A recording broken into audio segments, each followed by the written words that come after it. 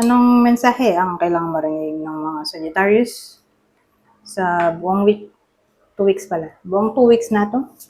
Pwedeng nangyayari na itong magiging reading o mangyayari pa lang. Kung hindi man para sa inyo, itong magiging reading, edi baka para sa someone na malapit sa inyo o sa someone na kakilala nyo mismo. Baka may lumabas na gender mamaya, gawin nyo na lang energy, masculine at feminine energy. Pwede rin naman na huwag nyo nang pansinin ang gender. Hindi ko masasabi kung anong magiging reading, kung positive ba o negative. Depende sa kung anong ang pick up kong energy. Walang masama kung papanorin ang sun, moon at rising sign kasi baka alin man sa mga yan ay mag-resonate na sa sitwasyon nyo. So, ang bida natin ay babae. Pwede rin naman sa lalaki kung introvert siya.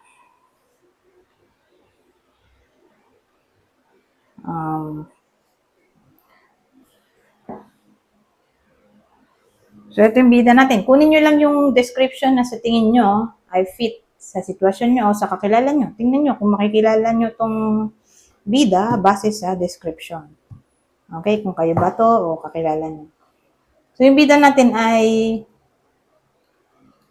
babae. Di ba? Yung sinabi mo babae or lalaki kung introvert. Kung introvert siya. Okay? Pero mas tatama tong reading sa babae.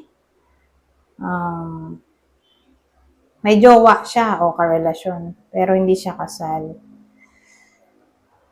Walang anak. 40 to 59 years old. Pwede rin nagli-live-in. So again, kunin nyo lang yung description dyan na fit sa sitwasyon nyo, person o kakilala. Ano to? Chariot, the Fool, ano to? 6 of Pentacles. Ano kaya tong Chariot?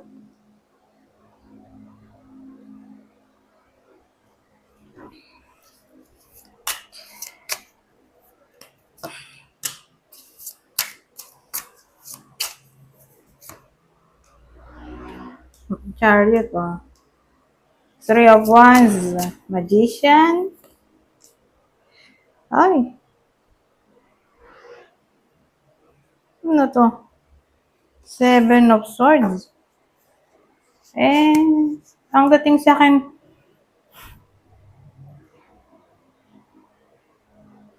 malalampasan dun sa Chariot. O ma-overcome kasi success victory card yun. Ma-overcome nila yung possible cheating dito. Whether nangyayari na to o mangyayari pa lang, pero deception card kasi to Paano siya, magkakaroon ng willpower. Willpower overcome tong cheating.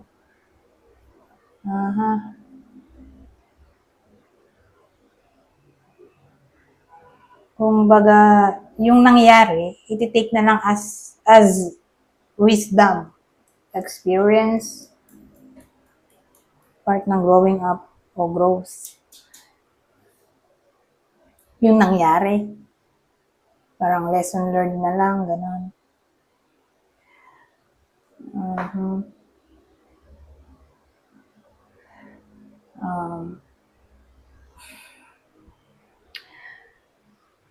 Anyways,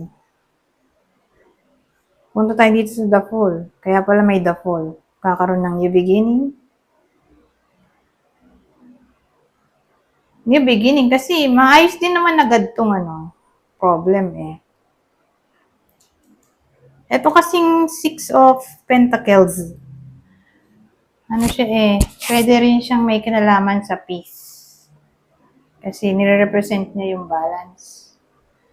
May ano dyan di ba? Sa 6 of Pentacles, may hawak-hawak yung lalaking scale, weighing scale na pwedeng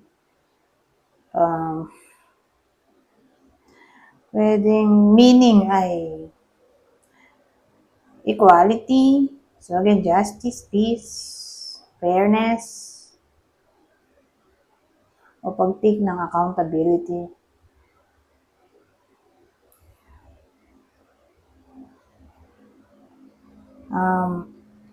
Ang ending card natin ay give and take relationship na to.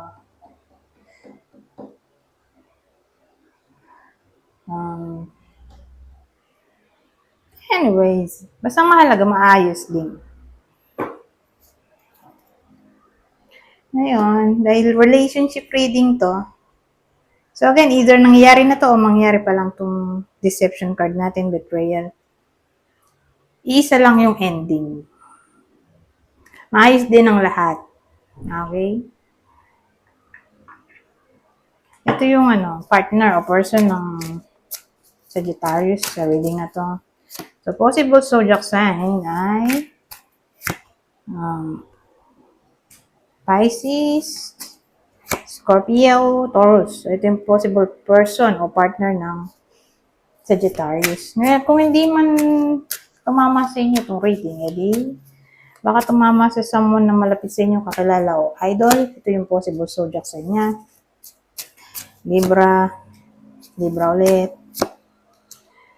Ano to? Scorpio o Aries. Itong sa pang clue natin, description naman to. Kung di man tumama sa inyo itong clue natin, edi baka tumama dun sa person nyo. Kakilala o idol. Kunin nyo lang yung clue na sa tingin nyo fit sa sitwasyon nyo o sa kakilala nyo. May someone na blonde ang buhok, beauty mark. So, may beauty mark daw sa mukha o katawan.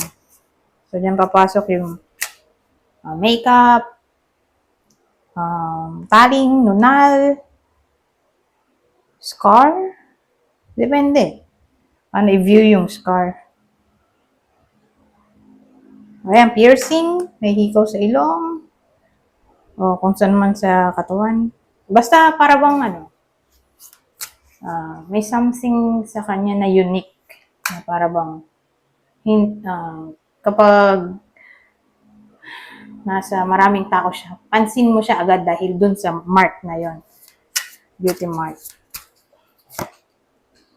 O siya lang siguro may ganun. Ganong mark. Braids. So may someone na mahilig sa tirintas, maputi.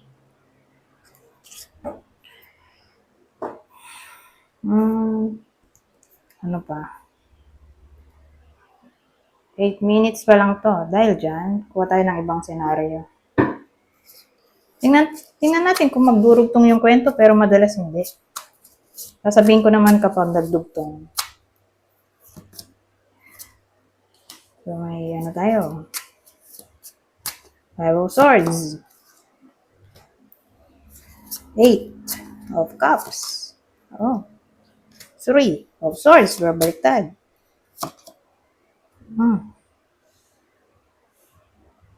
Baliktad to. Isa lang ang patutunguhan niya, no? Tingnan mo. Tingnan nyo, ha? Pero depende kasi to. Kasi kung dito deception o flirtation pa lang, kung cheating to, nasa first stage pa lang siya flirtation. Di pa siya yung 7 of Swords na confirmed na. So, landian pa lang to. Marami kasing pwedeng meaning nitong 5 of Swords natin. Hindi naman siya laging deception. Sneakiness. Papasok dyan yung sneakiness. Lack of communication. Intimidation, bullying. Ano ba yun? Kalimutan ko na. Yung meaning dito. So, gamitin natin yung meaning dito. Selfishness, conflict, aggression, argument, fear of failure, self-sabotage, anxiety.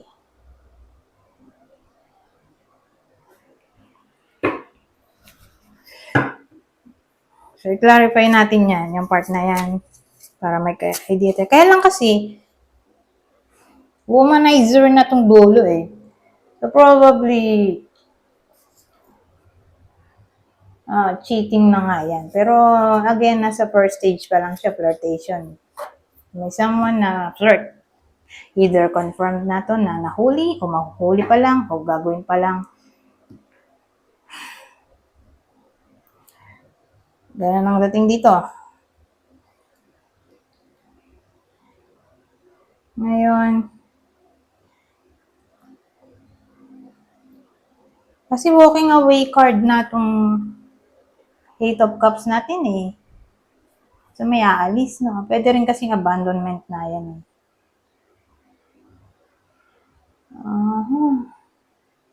Whether nangyayari na to o mangyayari pa lang, pero malaki chance na may aalis. O kung di man literally separation na yan ay disappointment, malamang-lamang, siyempre. Sinong hindi madi-disappoint? Diba? Sa ganyang scenario. Pero tingin ko walking away na talaga to. Separation na nga yun, no? Palagi pala dito. So, ayan, may mag-flirt. Diba? Ngayon yung flirtation, mukhang magle-level up yon into a relationship na talaga. Kaya may aalis. Pagpapalit yung original sa bago. Kaya lang kasi, baligtad tong Three of Hearts. Three of Hearts. Ano ba ito? Heart kasi yun. Three of Swords. Baligtad Nakalagay nga, forgiveness, recovery. So, probably, reconciliation na to. So, ibig sabihin,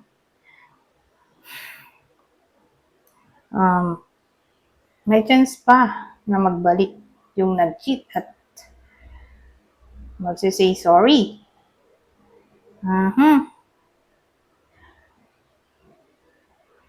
Malaki chance na patatawarin ng iba sa inyo to.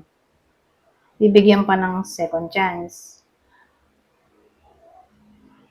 Kaya lang, kahit bigyan pa ng second chance yung taong yan, basta bumaliktad tong Knight of Cups. Okay sana kung ganito eh. Ibig sabihin, magbabago pa yan. Ang gagawin niya yung nararapat. Pag ganyan, bumalik lang siya ulit sa dati niyang masamang gawain. Saka yun yung card ng womanizer para sa akin or cheater.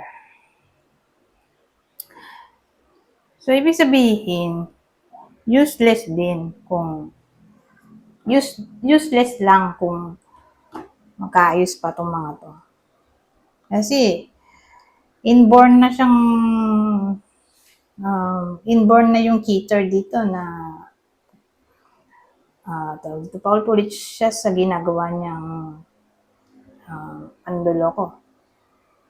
Inborn na siyang dishonest person o cheater. Hindi na mababago. Anyways, para magkaroon tayo ng idea kung sino yung tatama ng reading na to. So, relationship reading tayo, no? Dahil dyan, may clue. Gagamitin natin to. So, ito yung possible person o partner ng Sagittarius sa kwento na to. Pero sa part na to, wala tayong tao. Wala tayong description. Although may ano dito. May tao dito. Pero, hindi ko siya na-vibe na ito yung bida. Kasi ito yung kontrabida. So again, wala tayong description. Kung sino yung bida. Pero ito yung at least, ito yung magiging sign natin para makilala. Diba? Kung sino yung tatamaan ng reading na to. Ito yung person. Partner ng Sagittarius, Leo, Scorpio, Aquarius. Sabihin natin hindi tumama sa inyo itong reading. Di baka tumama sa someone na malapit sa inyo, kakilala o idol. Ito yung possible zodiac sign niya. Aquarius, Scorpio, o Virgo.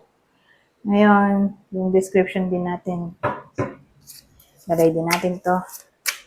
So again, same instruction. Kundi tumama sa inyo tong clue, edi baka tumama sa person nyo, kakilala, o idol.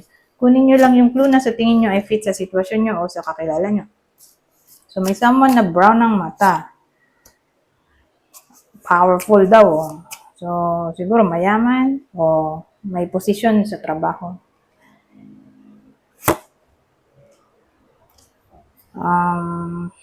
Payat. Redhead. So, pag ganitong redhead, di syempre yung kulay ay malapit-lapit sa kulay ng red. So, papasok din yung reddish brown, orange, burgundy, purple, violet. Basta may halong red.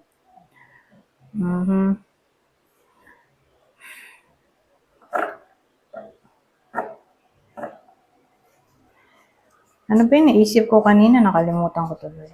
May naisip pa ako eh.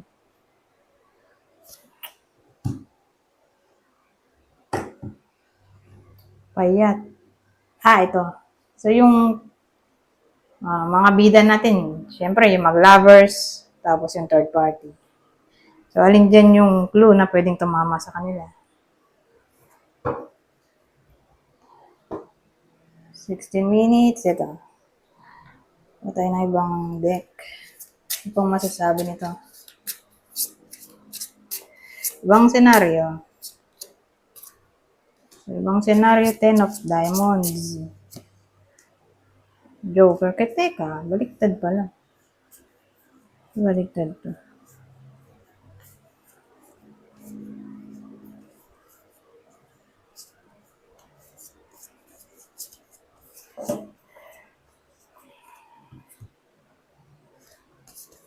So, sa case na to, unexpected. Big amount of money ay posible. So may chance na magkapera yung iba sa inyo. Mga libo to. Either mananalo sa any form of gambling o may magbabayad ng utang or ano ba pwede pagkaperan. Baka loan, may magpapaloan sa iba sa inyo. Pension, darating na yung pension kung inaayos na. So, sa case na to, iba pang senaryo. Bukod sa promotion, sabihin natin, may financial issues yung iba sa inyo. So, mababayaran din yung utang, don't worry. O, yun nga, magkakapera.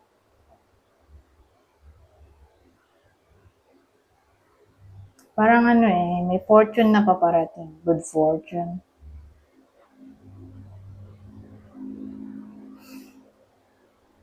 Anyways, ano tayo sa susunod? Pero sa case na to, unexpected. Okay? Unexpected, good fortune.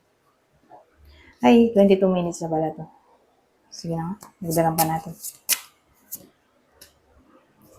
Baliktad na naman. Kamali ako ng kuha na naman. O baliktad sila lahat.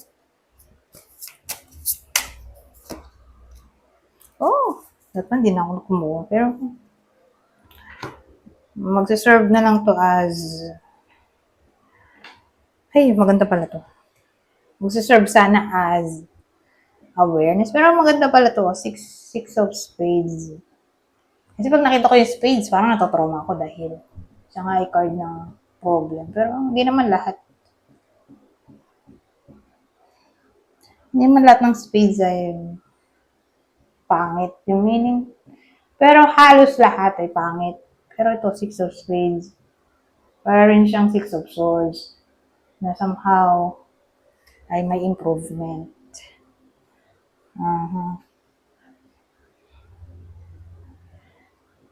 So, saan tatama yung improvement natin?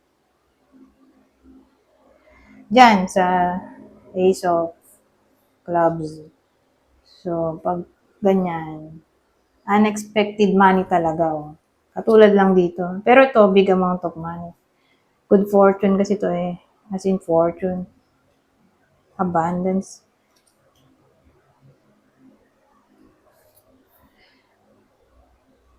So, malaki talaga chance na magkakapera yung iba sa inyo.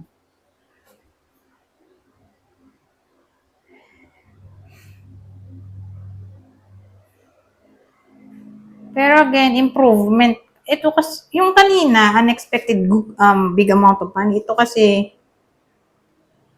improvement sa topic ng pera. Sabihin natin, nung isang buwan, ang kinita nyo, example lang, ang kinita ng iba sa inyo ay 15,000. So, may increase ng 2,000. So, from 15,000 last month, ngayon may 17K yung iba sa inyo. Ganun. May small change. Okay? O improvement in short sa finances o sa income.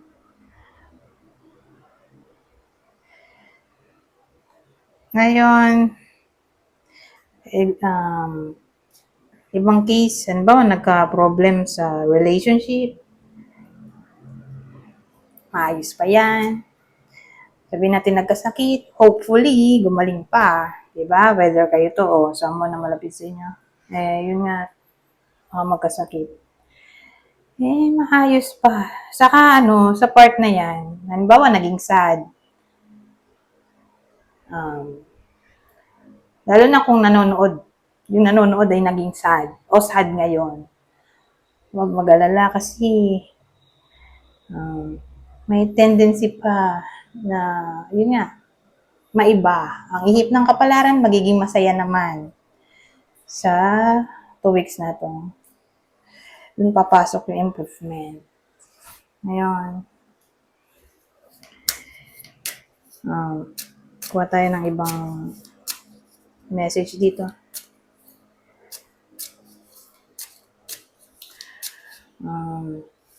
Babasahin ko na lang tong part na to. Kukuha lang ako ng tatlong card. General advice na to for the whole 2 weeks. Sa part na to, sabi, children. Teka. Yan. Malinaw. Your connection with children is part of your life's purpose. And to express your individuality, allow your true self to shine because you're awesome. Ito, sabi naman dito, assertiveness. Stand up for your beliefs and only say yes if you really want to. Anyways, hanggang dito na lang. Goodbye. Oo na.